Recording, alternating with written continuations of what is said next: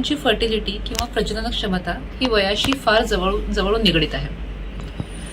18 ते 32 या वयात स्त्रियांची फर्टिलिटी ही मॅक्झिमम असते, म्हणजेच प्रजनन क्षमता ही सर्वात जास्त असते. प्रेग्नन्सी राहण्याची शक्यता सगळ्यात जास्त असते.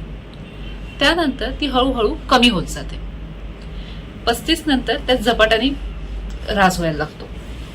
याचं कारण म्हणजे स्त्रीबीजांची संख्या. स्त्रियांच्या शरीरात स्त्रीबीज ही मर्यादित असतात. जसं वय वाढतं तशी स्त्रीबीजांची संख्या आणि गुणवत्ता ही कमी होत जाते.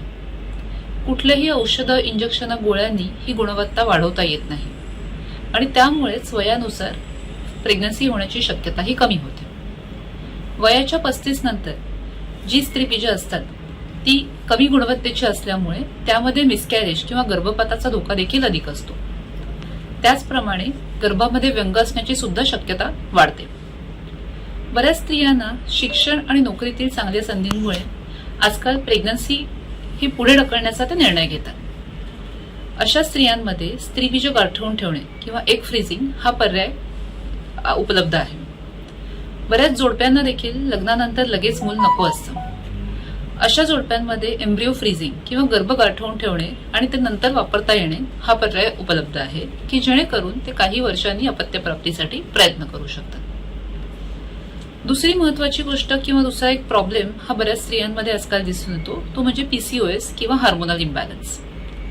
यामध्ये वजन वाढतं, चेहऱ्यावर मुर्म किंवा पिंपल्स येतात, चेहऱ्यावर केसांची वाढ होते आणि रक्तातील साखरेची पातळी सुद्धा वाढते.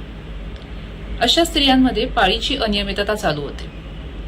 स्त्रीबीज ही वेळच्या वेळेला वाढत नाही आणि त्यामुळे प्रेग्नन्सी राहण्यास अडथळे येऊ शकतात. PCOS किंवा हार्मोनल इम्बॅलन्सवर नियंत्रण ठेवण्यासाठी वजन नियंत्रित ठेवणं फार गरजेचं आहे. आहार आणि जीवनशैलीतील बदलही महत्वाचे ठरू शकतात. जेवणात गोड पदार्थांचा आणि मैदायुक्त पदार्थांचा वापर करणं कमी केलं पाहिजे. त्याचबरोबर अर्धा ते पाऊण तास कुठल्या ना कुठल्या स्वरूपात व्यायाम करणं देखील फायदेशीर ठरू शकतं. तिसरी एक गोष्ट आजकाल दिसून येते ती बऱ्याच स्त्रियांमध्ये स्मोकिंग, तंबाखू आणि रिक्रिएशनल ड्रग यांचा वापर खूप वाढलेला आहे. यांचा स्त्रीबीजांच्या गुणवत्तेवर फार विपरीत परिणाम होतो आणि स्त्रीबीजांचा लवकर ऱ्हासही होतो. त्यामुळे या स्त्रियांना वंध्यत्वाचा सामना करायला लागू शकतो. चौथं, जननेंद्रियांची स्वच्छता किंवा जेनायटल हायजीन.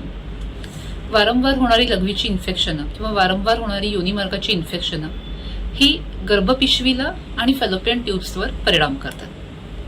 यामध्ये फॅलोपियन ट्यूब्स ब्लॉक होण्याचा धोका निर्माण होऊ शकतो आणि नॅचरली प्रेग्नन्सी व्हायला अडचण निर्माण होऊ शकते. सार्वजनिक शौचालयांचा वापर करताना काळजी घेणं, पाळीच्या दिवसात स्वच्छता राखणं, त्याचबरोबर शरीर संबंध ठेवताना स्वच्छता राखणं या गोष्टी केल्यास हा धोका कमी होऊ शकतो. या काही छोट्या आणि सिंपल गोष्टी आहेत की ज्या आपण फॉलो केल्या तर वंध्यत्वाचा धोका हा नक्की कमी होऊ शकतो आणि आपल्याला आपल्या प्रजनन क्षमतेची जास्त चांगल्या प्रकारे काळजी घेता येऊ शकते. थँक्यू.